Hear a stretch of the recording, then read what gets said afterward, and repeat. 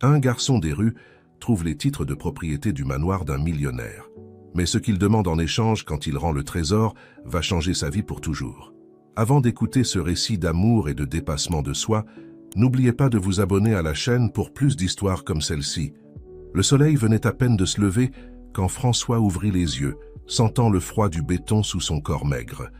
À seulement 10 ans, le garçon connaissait déjà bien les rues de Paris, sa maison depuis aussi longtemps qu'il s'en souvienne. S'étirant, il se leva du carton qui lui servait de lit et regarda autour de lui, observant la ville qui commençait à s'éveiller. François n'avait pas grand-chose d'autre que les vêtements qu'il portait. Un t-shirt délavé, un short usé et une paire de tongs élimés.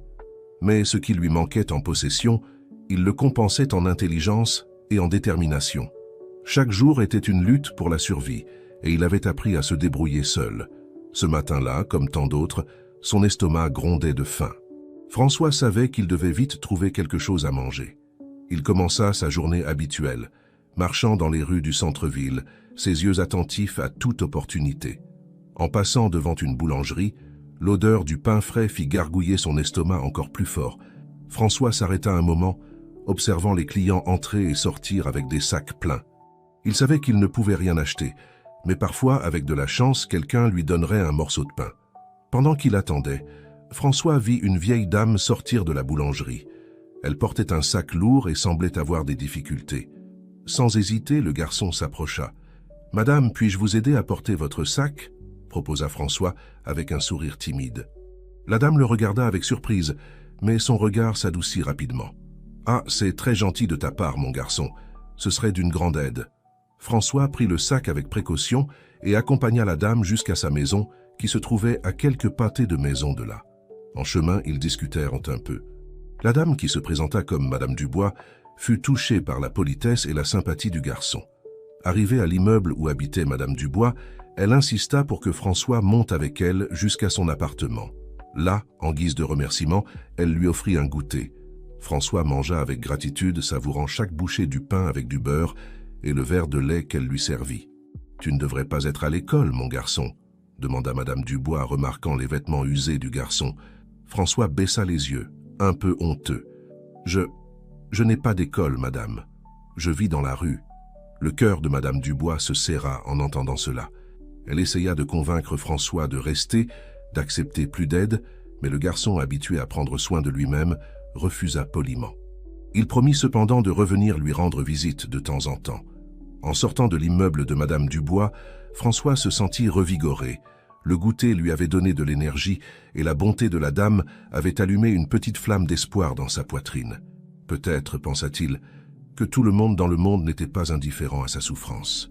L'estomac plein et le cœur un peu plus léger, François continua son chemin dans les rues de la ville. Il savait qu'il avait encore beaucoup à faire pour survivre ce jour-là et les jours suivants. En marchant sur les Champs-Élysées, François observait les gens pressés, les voitures luxueuses, les vitrines brillantes des magasins. C'était un monde si différent du sien, si éloigné de la réalité qu'il connaissait. Parfois, il se demandait comment ce serait d'avoir une maison, une famille, d'aller à l'école comme les autres enfants qu'il voyait passer main dans la main avec leurs parents. Mais François n'avait pas le temps de rêver éveillé trop longtemps. La réalité le rappelait vite à l'ordre. Il devait trouver un endroit sûr pour passer la nuit, peut-être réussir à trouver encore quelque chose à manger avant la fin de la journée. Tout en marchant, François vit un groupe de touristes prendre des photos de l'Arc de Triomphe. Il s'approcha prudemment, proposant de prendre une photo du groupe entier. Les touristes furent ravis de son offre, et après la photo, l'un d'entre eux lui donna quelques pièces en remerciement. François les remercia, gardant soigneusement les pièces.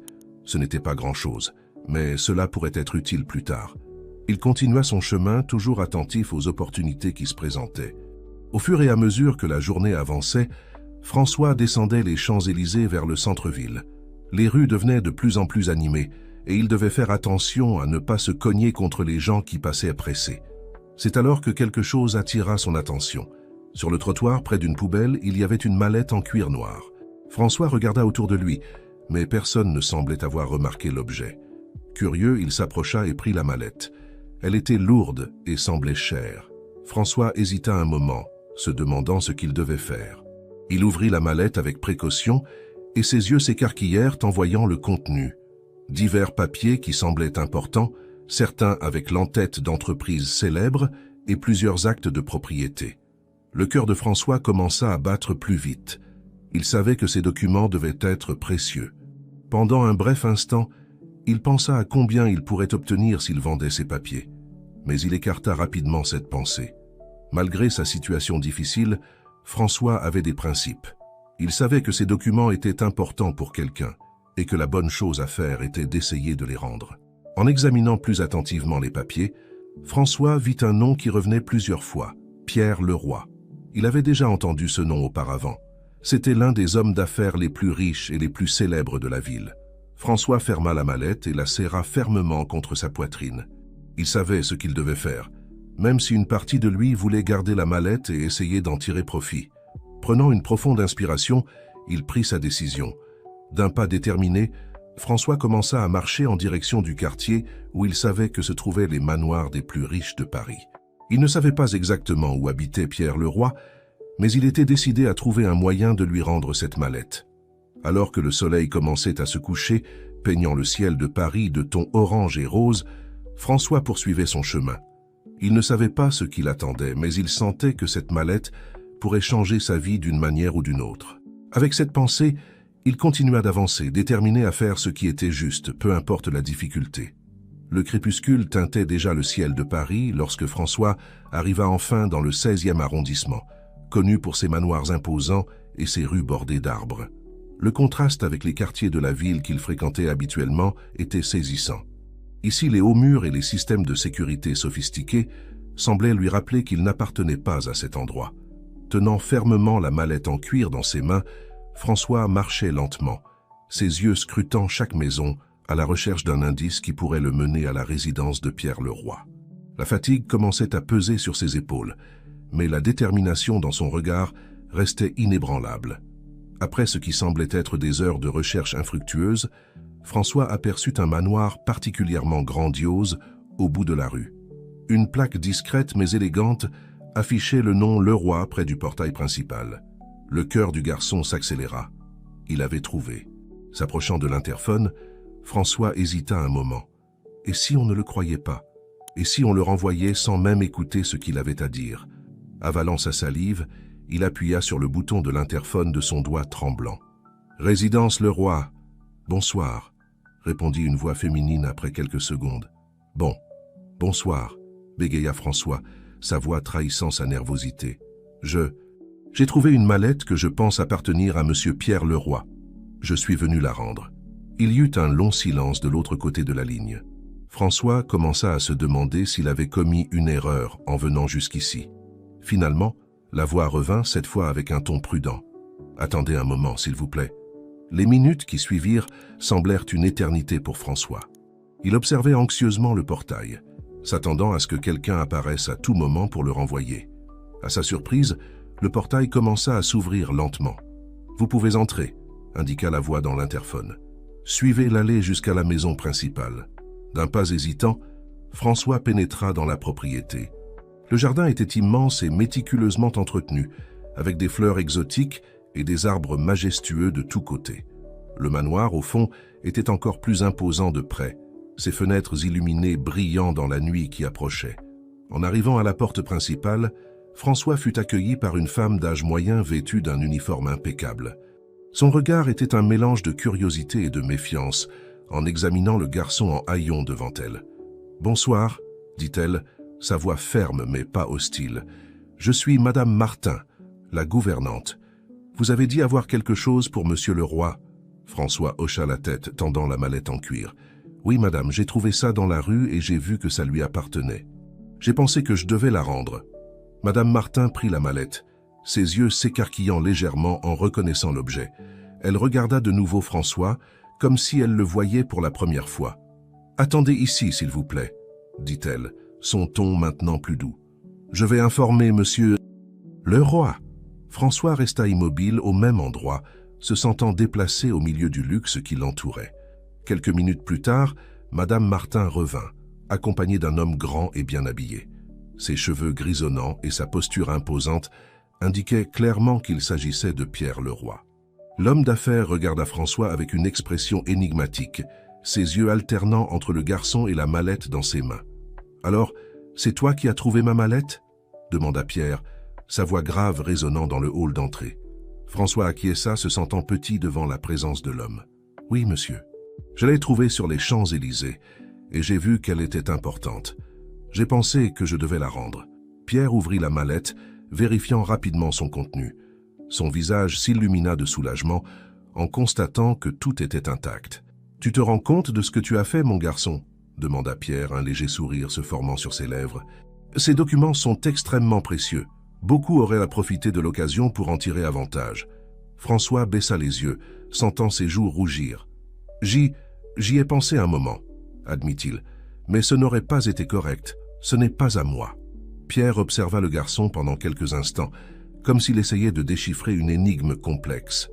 Finalement, il se tourna vers Madame Martin. « Préparez un dîner pour notre jeune invité, » ordonna-t-il, « et arrangez une des chambres d'amis. Il passera la nuit ici. » François regarda Pierre, surpris. « Mais je ne peux pas rester. Je dois rentrer. » Pierre s'approcha de François, posant doucement une main sur son épaule. « Rentrer où, mon garçon? Dans la rue? Non, cette nuit, tu auras un lit chaud et un bon dîner. C'est le moins que je puisse faire pour te remercier de ton honnêteté. » Avant que François ne puisse protester à nouveau, Madame Martin le conduisit gentiment vers la salle à manger. L'odeur de la nourriture fraîchement préparée fit gargouiller son estomac, lui rappelant qu'il n'avait rien mangé depuis le goûter chez Madame Dubois. Alors qu'il marchait dans les couloirs luxueux du manoir, François ne pouvait s'empêcher de se sentir comme dans un rêve.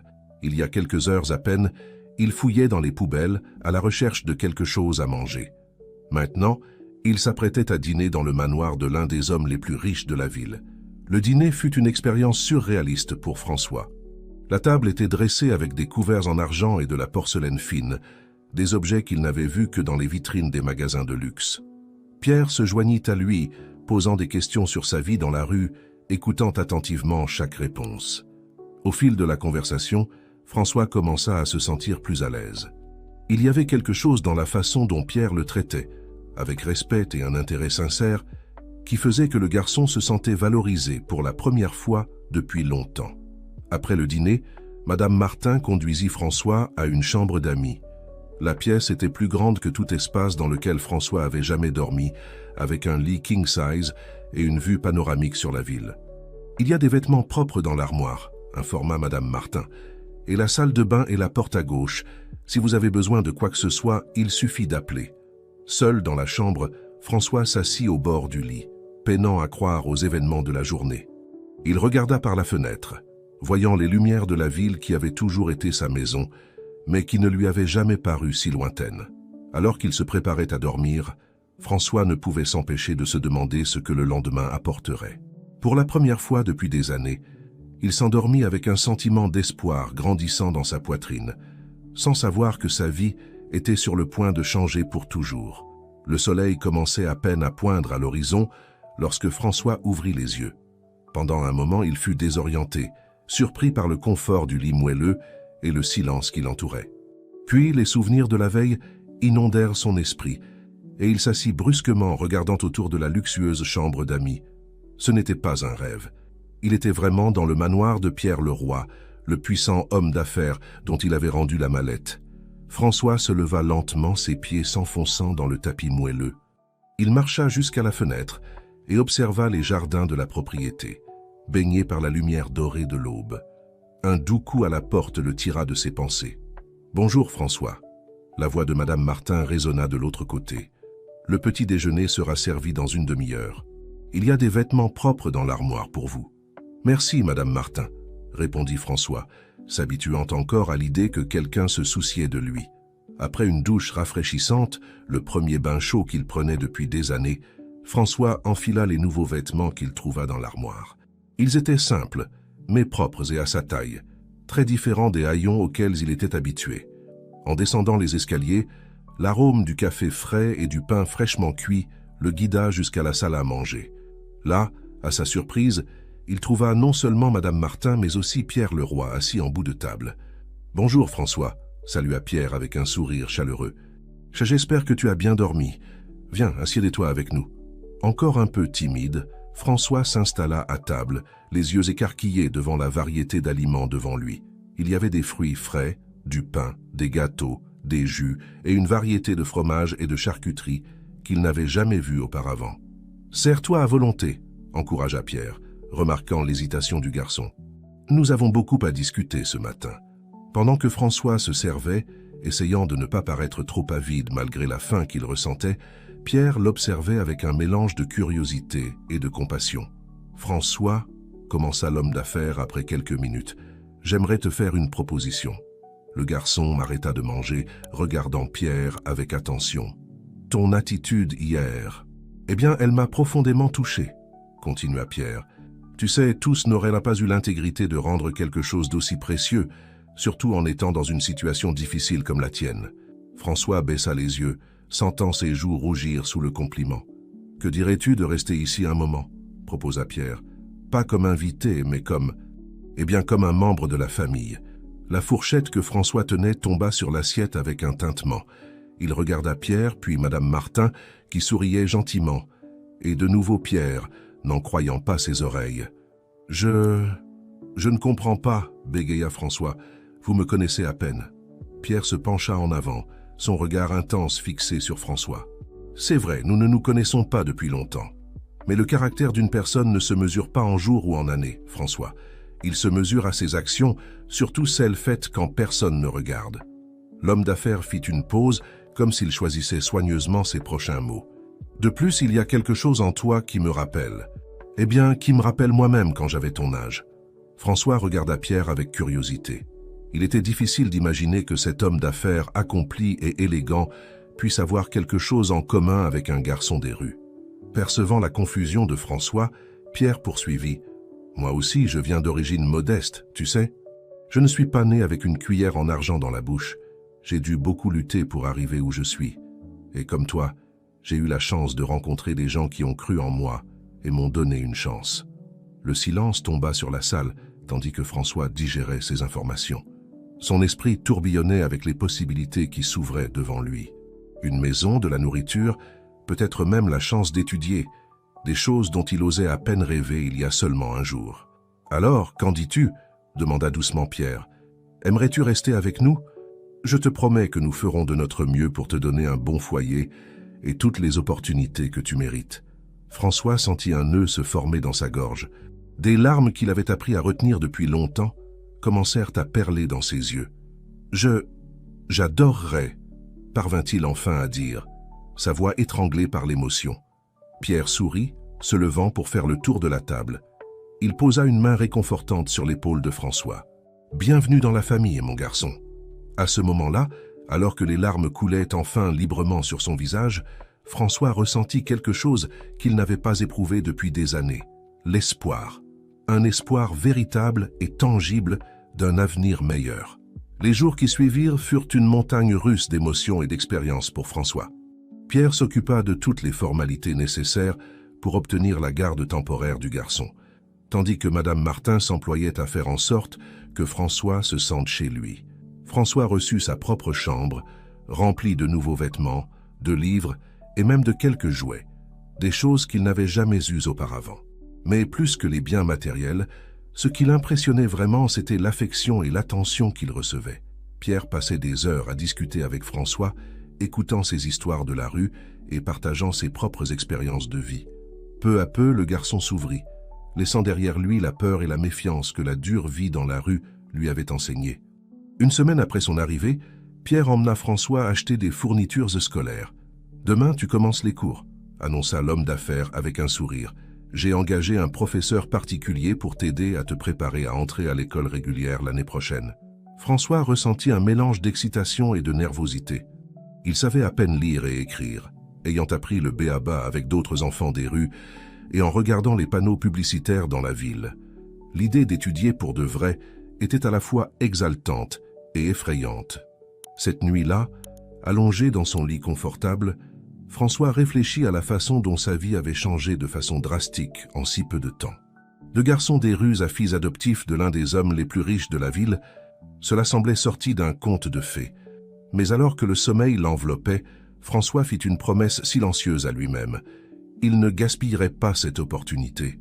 Il étudierait dur, apprendrait tout ce qu'il pourrait et un jour trouverait un moyen de rendre toute la bonté qu'il avait reçue. Avec cette pensée, François s'endormit, un doux sourire sur ses lèvres, impatient de commencer le nouveau chapitre de sa vie qui débuterait le lendemain matin. Les mois qui suivirent apportèrent une série de défis et de découvertes pour François. La transition de la vie dans la rue à un foyer structuré ne fut pas facile, mais le garçon affronta chaque obstacle avec la même détermination qui l'avait maintenu en vie toutes ces années. Les cours particuliers commencèrent le lendemain de son arrivée, comme Pierre l'avait promis. Le professeur, un homme d'âge mûr nommé Monsieur Dupont, était patient et gentil, mais aussi exigeant. François découvrit rapidement qu'il avait beaucoup à apprendre. « Ne t'inquiète pas », lui dit Monsieur Dupont après un cours particulièrement difficile où François avait lutté pour comprendre les fractions. « Tu as un potentiel incroyable. Ce n'est qu'une question de temps et de pratique. » Et François pratiquait. Il passait des heures penché sur des livres et des cahiers, déterminé à absorber toutes les connaissances possibles. Pierre, remarquant son assiduité, aménagea une petite bibliothèque dans la chambre du garçon, remplie de livres sur les sujets les plus variés. Le soir, Pierre trouvait souvent François endormi au milieu de livres ouverts, une expression de concentration encore visible sur son visage même pendant son sommeil.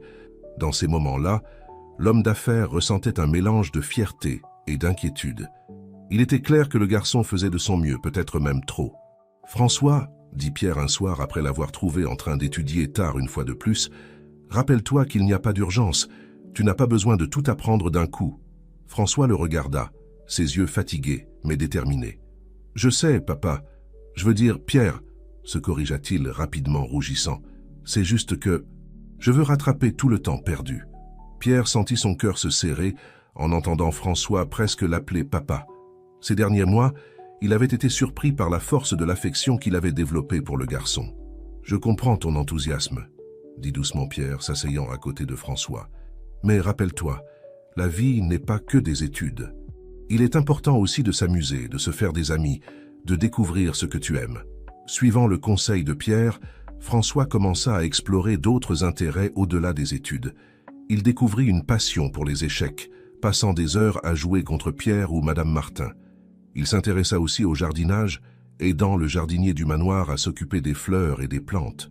Un jour, lors d'une de ces séances de jardinage, François posa une question qui l'intriguait depuis longtemps. « Monsieur Bernard, dit-il au jardinier, pourquoi certaines plantes poussent-elles si vite et d'autres si lentement ?» Le jardinier sourit, heureux de l'intérêt du garçon. « Eh bien, François, chaque plante a son propre rythme.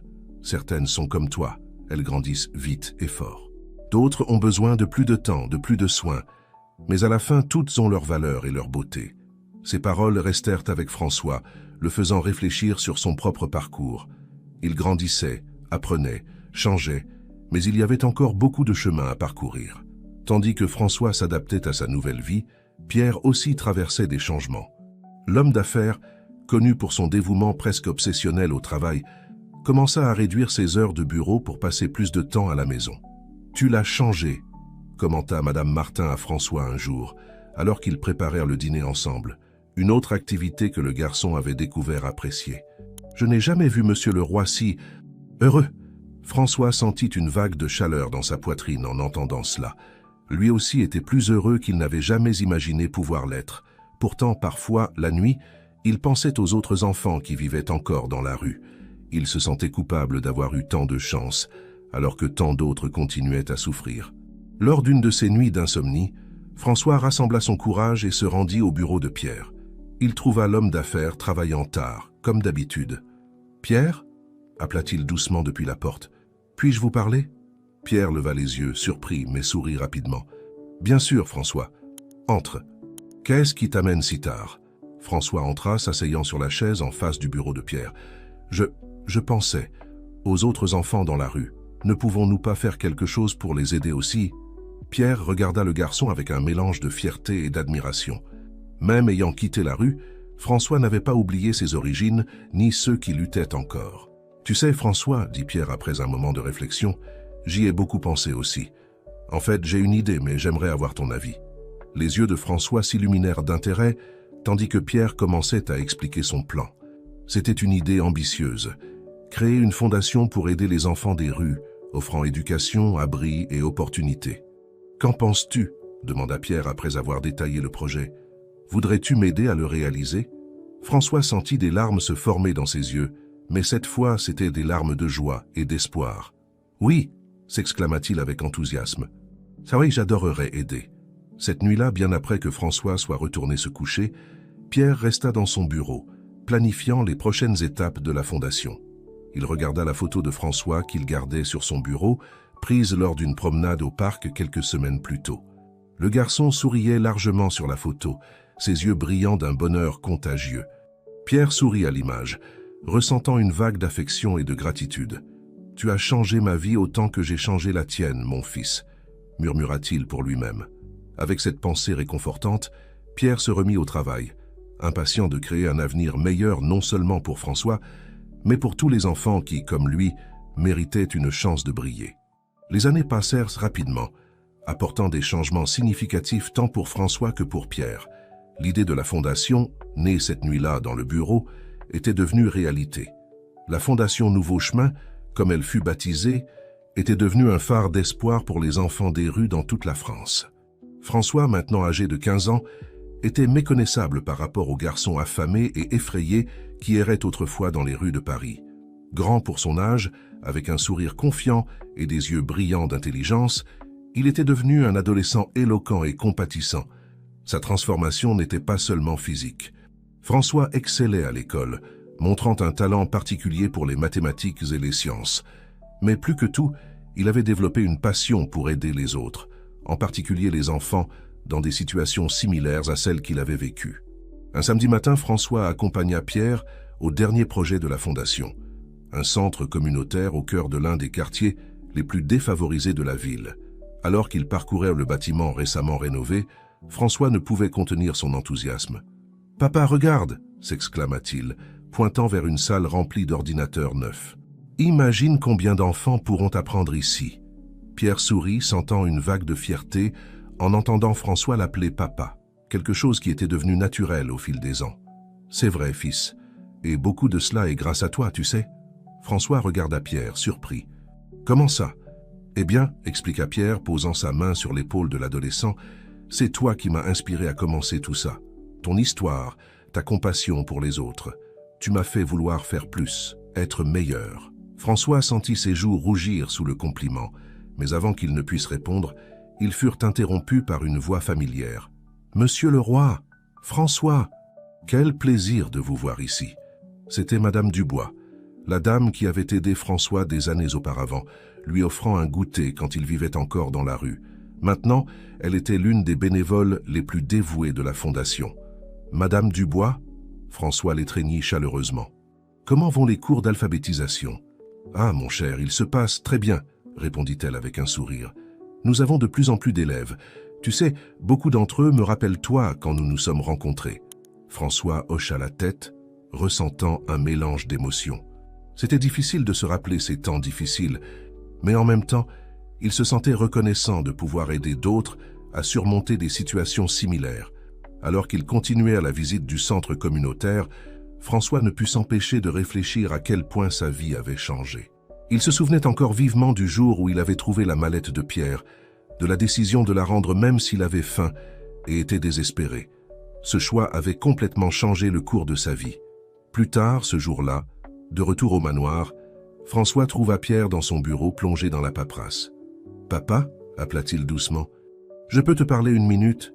Pierre laissa immédiatement tomber ce qu'il faisait, faisant signe à François d'entrer. « Bien sûr, fils. Qu'y a-t-il » François s'assit, semblant un peu nerveux. « Je réfléchissais à mon avenir. » Pierre hocha la tête, l'encourageant à continuer. « Je sais que tu espères probablement que je suivrai tes pas dans les affaires, » poursuivit François. « Mais, eh bien, je pense que je veux faire quelque chose de différent. »« Différent comment ?» demanda Pierre, curieux. « Je veux être travailleur social, » dit François, les mots sortant en un flot. « Je veux travailler directement avec les enfants à risque, comme je l'étais.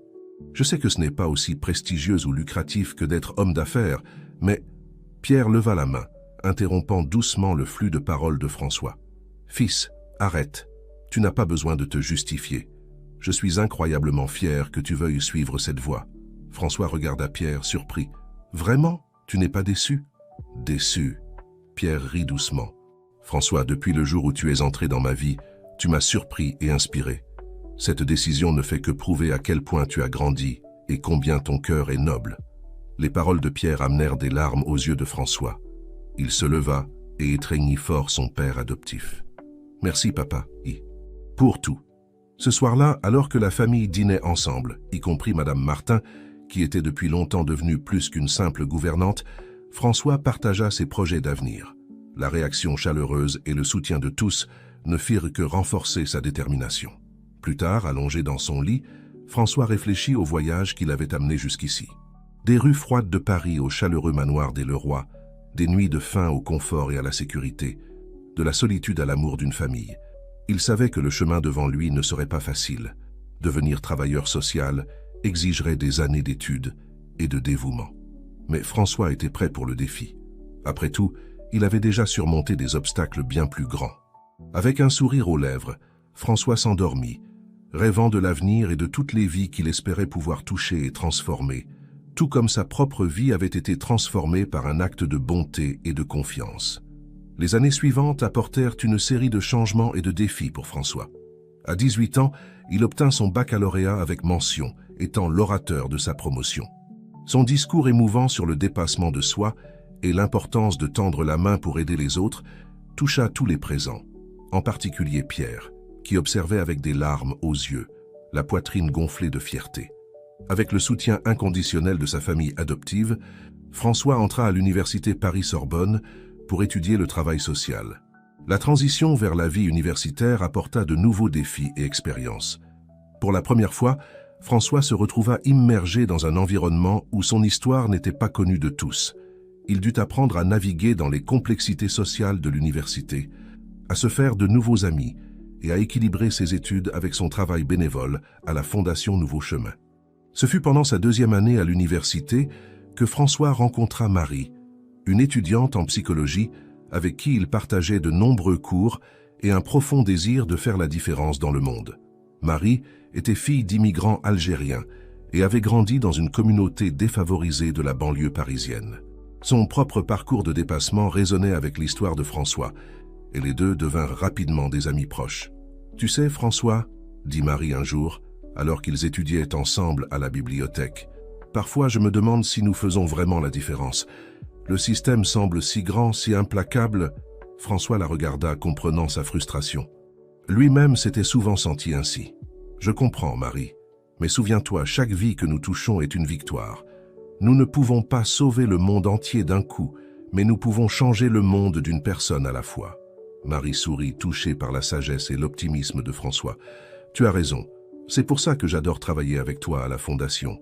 Tu sais toujours comment me remonter le moral. » Le travail à la Fondation Nouveau Chemin continuait d'être une partie fondamentale de la vie de François. Il consacrait tous ses week-ends et vacances au projet, emmenant souvent Marie et d'autres camarades de l'université pour aider. Ensemble, ils organisaient des ateliers d'art, des cours de soutien scolaire et des activités sportives pour les enfants pris en charge par la Fondation. Ce fut lors d'une de ces activités que François retrouva une figure de son passé.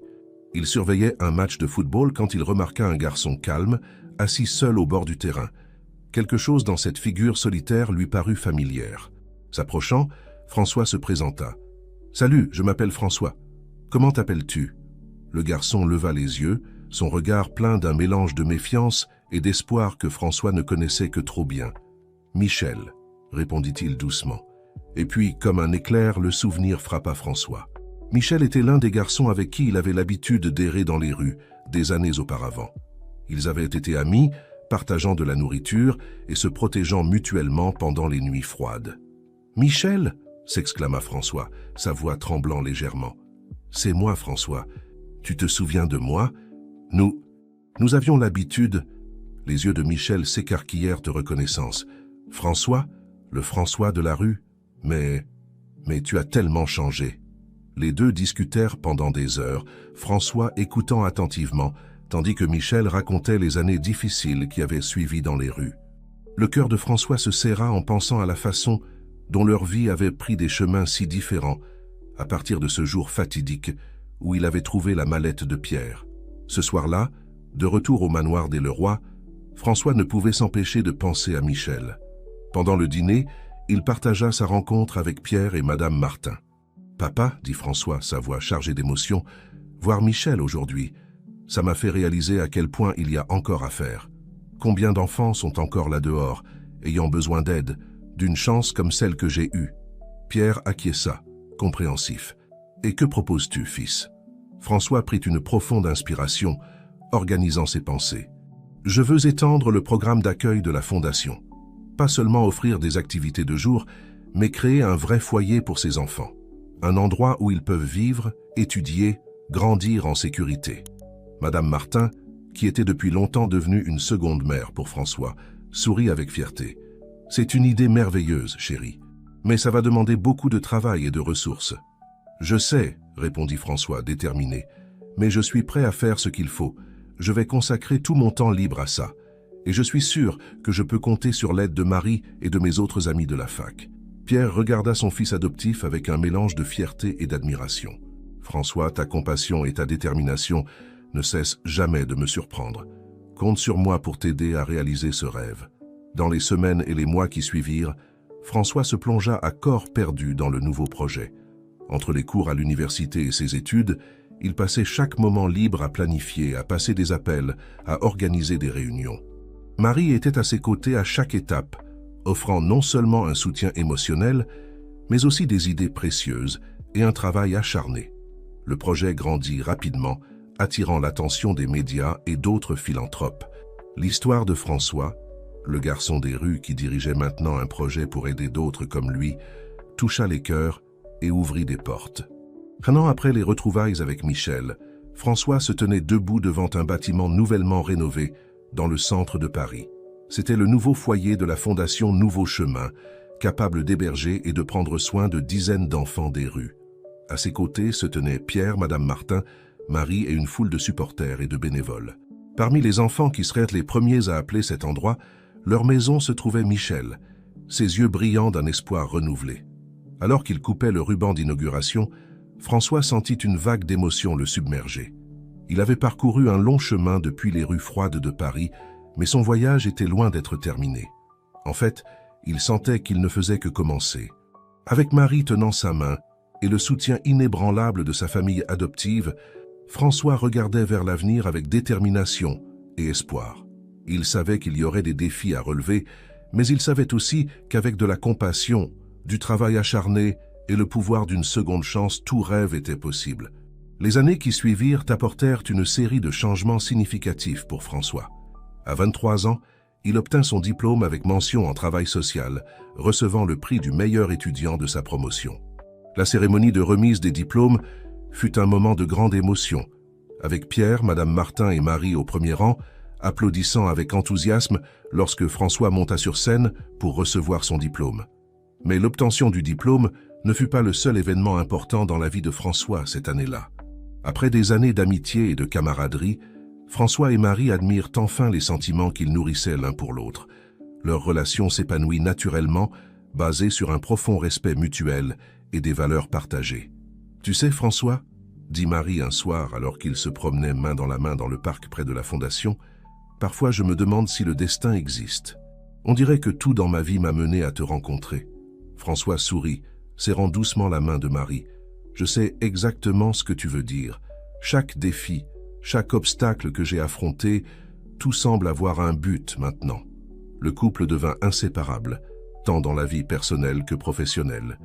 Ensemble, ils élargirent encore davantage le travail de la Fondation Nouveau Chemin, mettant en place des programmes innovants de soutien psychologique et de réinsertion sociale pour les enfants et les adolescents pris en charge. Cependant, tout n'était pas rose. Avec la croissance de la Fondation vinrent de nouveaux défis et responsabilités. François se retrouva à devoir gérer des questions bureaucratiques, la collecte de fonds et la gestion d'équipe, des tâches pour lesquelles il ne se sentait pas totalement préparé. « Papa !» se confia François à Pierre un soir, semblant épuisé. « Parfois je me sens dépassé. Il y a tellement de décisions à prendre, tellement de vies qui dépendent de nous. Et si je fais une erreur ?» Pierre regarda son fils avec compréhension. « François, le fait que tu t'en préoccupes autant montre déjà que ton cœur est à la bonne place.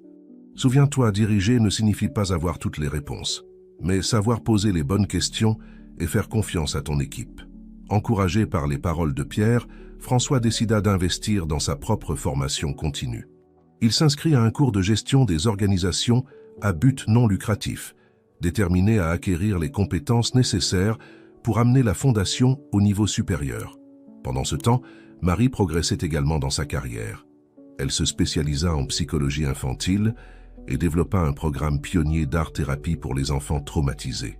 Son travail commença à gagner une reconnaissance nationale, apportant encore plus de visibilité à la Fondation Nouveau Chemin. Ce fut lors de l'inauguration d'une nouvelle aile de la Fondation, spécifiquement dédiée au programme de Marie, que François eut une révélation. En observant Marie interagir avec les enfants, son visage illuminé de joie et de compassion, François sut qu'il avait trouvé non seulement l'amour de sa vie, mais aussi sa partenaire idéale dans tous les sens du terme.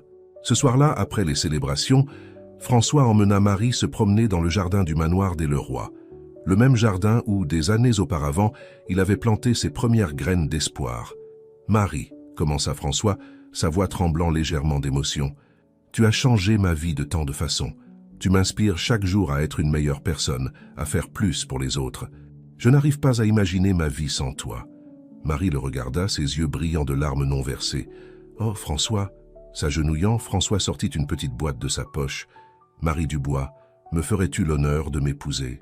De construire ensemble non seulement notre vie, mais un avenir meilleur pour tous les enfants que nous pourrons atteindre. » Les larmes coulant sur son visage, Marie attira François dans une étreinte serrée. « Oui, 1000 fois oui !» Les fiançailles de François et Marie furent accueillies avec une grande joie par tous ceux qui les entouraient. Pierre et Madame Martin, en particulier, ne pouvaient être plus heureux.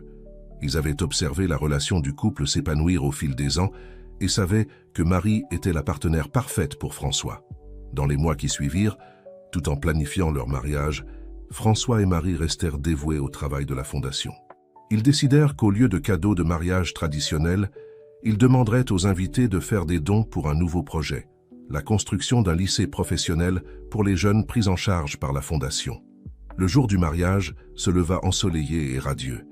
La cérémonie eut lieu dans le jardin du manoir des Leroy, le même endroit où François avait fait sa demande.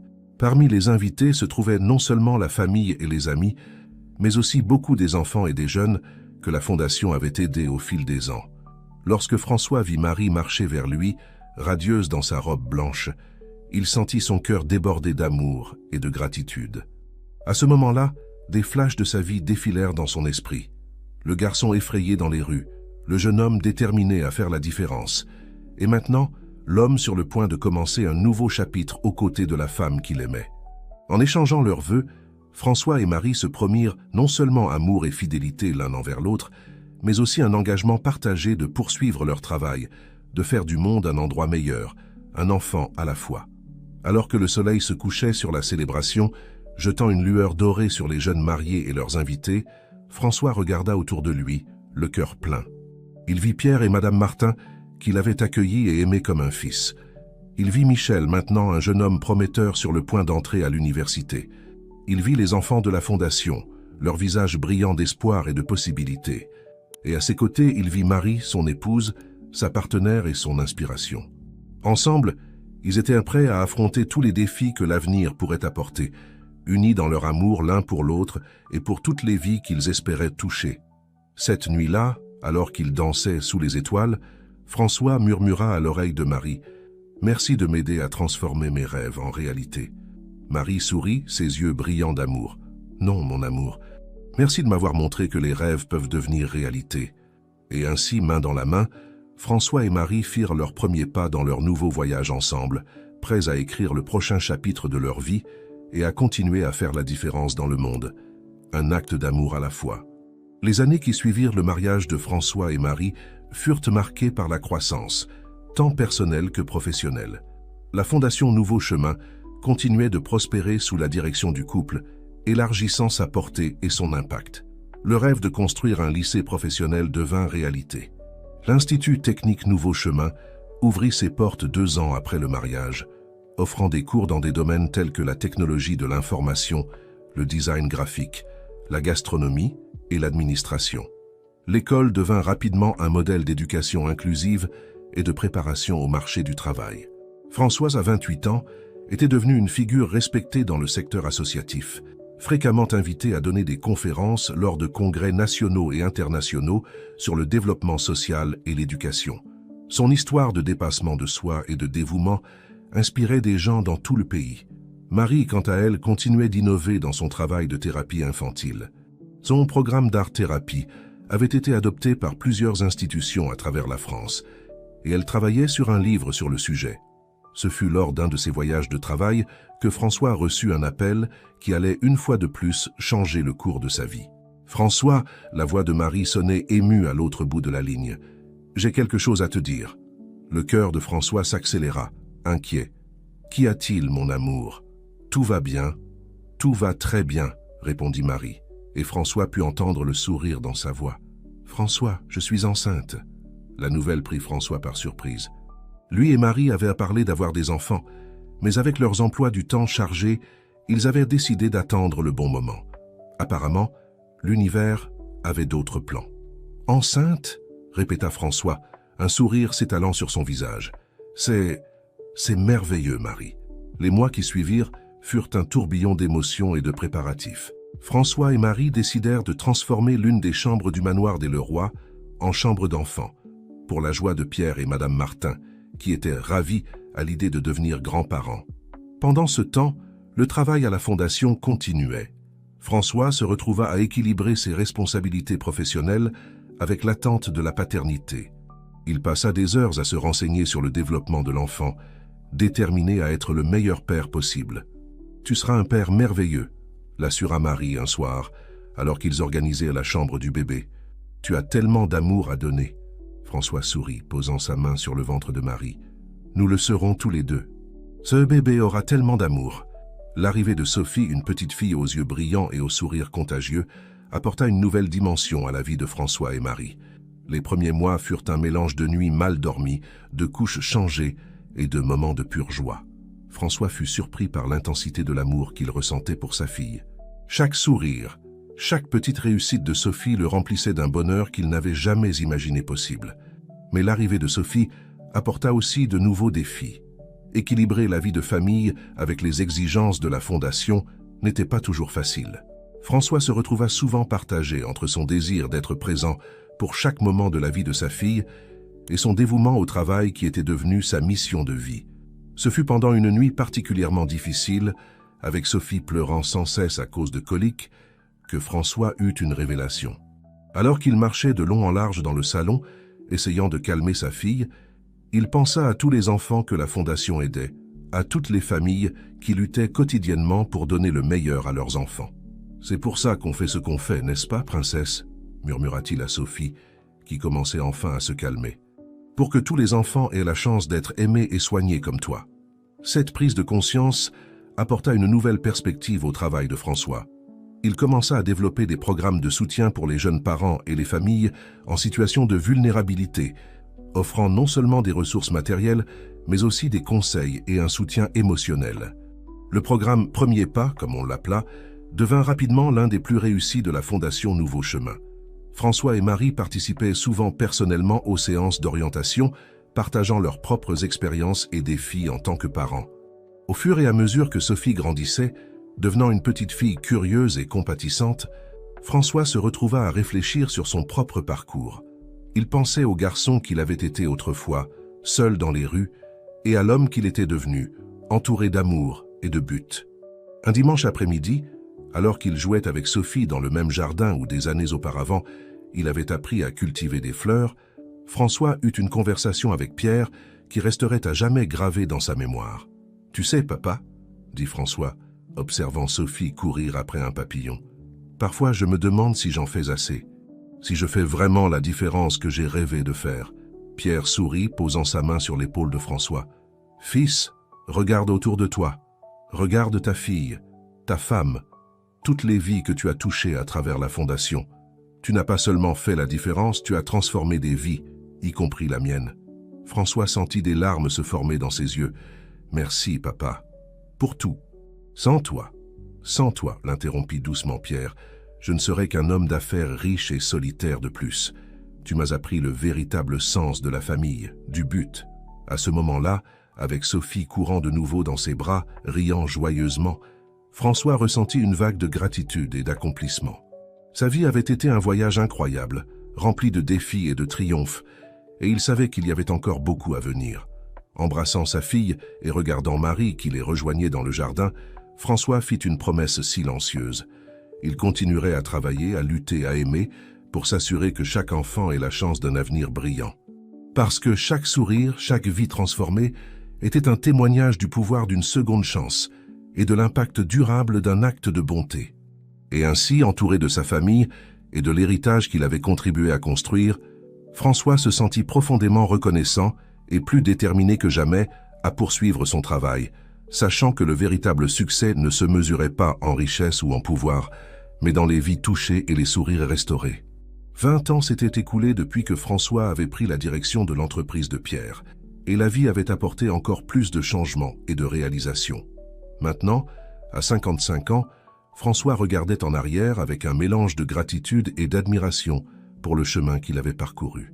La Fondation Nouveau Chemin était devenue une force mondiale dans la lutte contre la pauvreté infantile et la promotion de l'éducation.